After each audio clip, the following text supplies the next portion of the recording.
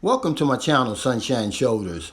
Sunshine Shoulders is a channel geared toward the new man and woman who's never been to the Philippines, but who's contemplating a visit here for a slow vacation or to rejuvenate.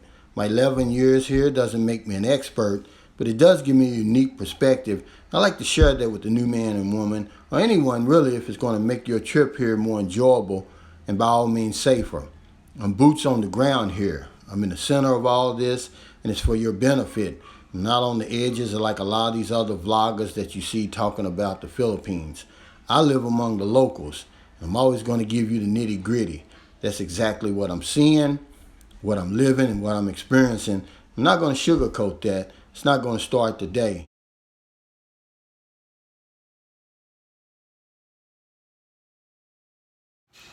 Hey, welcome back to my channel. Special shout out to the new man and woman. I've gotten a lot of new subscribers over the last several days, and I'm really thankful. I'm really grateful for that. Welcome. I wanted to talk about something today that's been on my mind because, you know, a lot of times when I'm on this other show, people come at me, you know, and they're saying, well, there's no difference between a SEXPAT and an expat. He said they're really just the same. And I thought about that and I said, let me take a look at this and see what I can find out. Is there a difference or are they the same? So here you go. Now the SEXPAT, we'll call him John for obvious reasons. And the expat, we'll call him Joe for obvious reasons. See, the SEXPAT, he's smart. He thinks he's smarter than everybody else. As a matter of fact, he is, because according to research, the average SEXPAT that comes over here to Southeast Asia, he has a college degree, he owns his home, and he has money in the bank. So he already thinks he knows more than everybody. He maps out his itinerary before coming over here.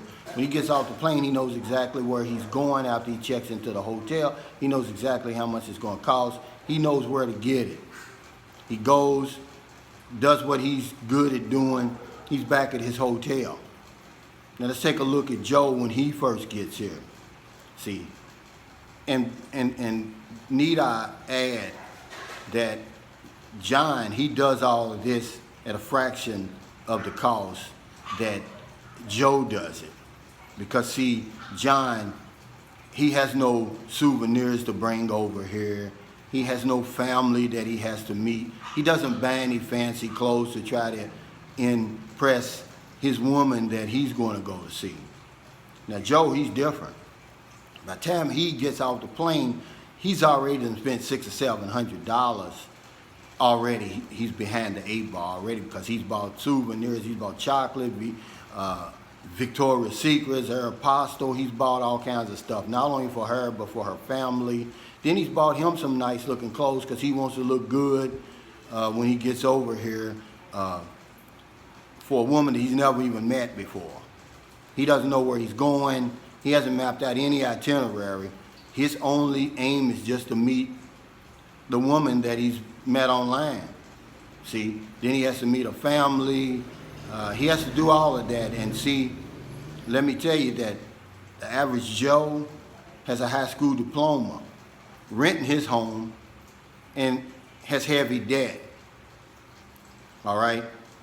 Now, this isn't me. Don't get mad at me, guys. I'm just telling you the story. Now, John, on the other hand, like I said, he knows exactly where he's going. He knows how much it's going to cost already. He already has his budget already set out for his 2 weeks. He knows what he's going to do. He goes, gets what he wants, back at his hotel. He sits back, he relaxes. He may or may not go to the beach. He may or may not go to another place and sightsee. But see, he's got those choices. See, but Joe, on the other hand, he's going to meet his girlfriend at the airport. So she's going to control everything from the time he gets here to the time he leaves. But he thinks he's in control. Okay? See, and everywhere he goes, see, he's got to take her with him. And then, you know, he's got to put up with the town pole. He's got to, if he wants to come back to the hotel and relax and chill, he can't do that because he got her with him, whether he wants her with him or not. See, but John, on the other hand, see, he's more relaxed, and see, he doesn't worry about the image that he has. See, he's smart enough to know that it's all the same. He said, it doesn't matter that you think what you're doing is moral. He said, it's all immoral. See, John knows it's all pay for play. So he doesn't care that you talk about him and call him names like SEXPAT and, and all that stuff. He's crazy and, he gives all the rest of the foreigners a bad name. See, he doesn't care about that because he knows that his transactions are open and honest. There's no pretending involved. The lady knows exactly what to expect, and so does he. But Joe, on the other hand, see, he's got to do a lot of pretending. He's got to do a lot of suspending his belief and intelligence, to make it seem like, it's like he's in a movie. And in order to enjoy the movie, see, he has to suspend his belief. He has to suspend his intelligence. He has to pretend that it's real. Otherwise, the movie's not going to be very good. Can you imagine sitting through a movie and say, oh, man, that's not real. That's fake, and, But see, what he does, he suspends his belief. He suspends his intelligence. And he buys into all this. He pretends that it's all moral, it's all good. But in the end, he knows that he's paying for the same thing that John is paying for. See? But he can walk tall with his head up in the clouds because he's not a sexpat. He doesn't call himself a sexpat. But that's the first thing he wants to do when he gets off the plane. When he meets the girl and they go to the hotel, that's the first thing he wants to do. But he's not a sexpat. See? And by the time the 2 weeks is up, not only is he spent 3 times as much money as John over here, but also, see, he's fallen in love. See, he's got a bigger price tag now that he's dealing with. But John, he doesn't have to worry about that.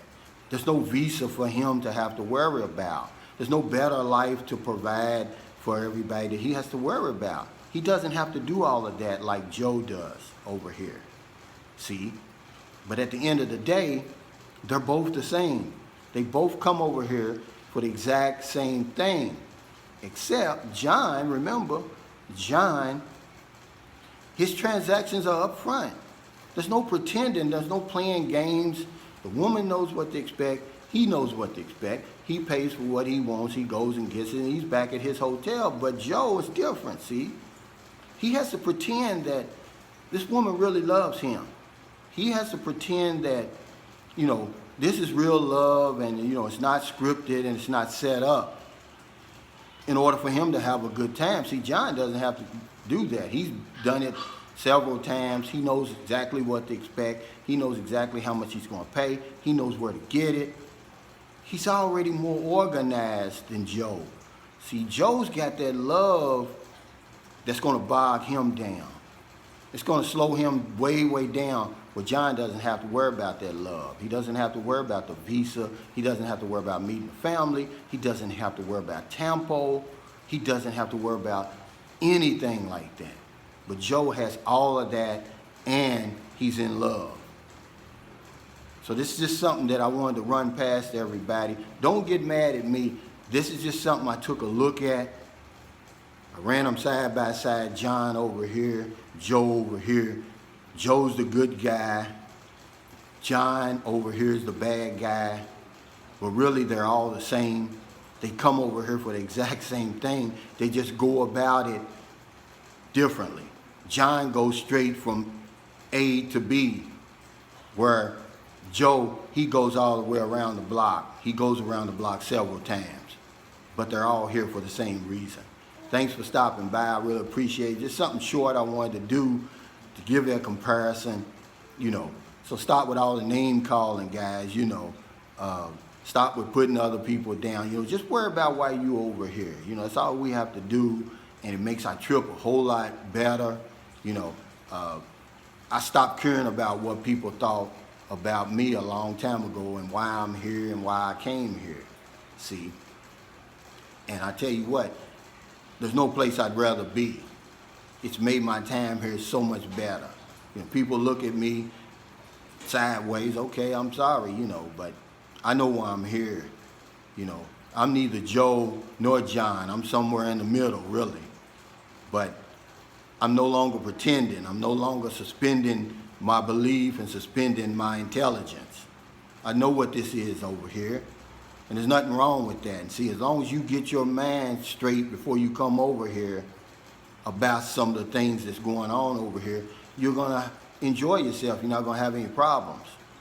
But if you come over here and you think that, you know, it's like your home country and you're just gonna slide through everything and you know, you're just this Mr. Macho Man and, you know, the women really love you because of you, then you've got a lot to learn. So appreciate you stopping by.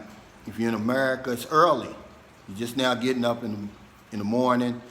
Go out and get your cup of coffee, get your newspaper, and you see somebody out there, buy them something to eat, buy them something to drink, give them a couple of dollars. If you're in the Philippines, it's getting late. Before you let your head hit the pillow, please find somebody to help. Because if I don't know anything else, I know this one thing for sure. When we help other people, we help ourselves. Take care, stay safe, stay COVID free, and I'll see you next time. Yeah, I'm me.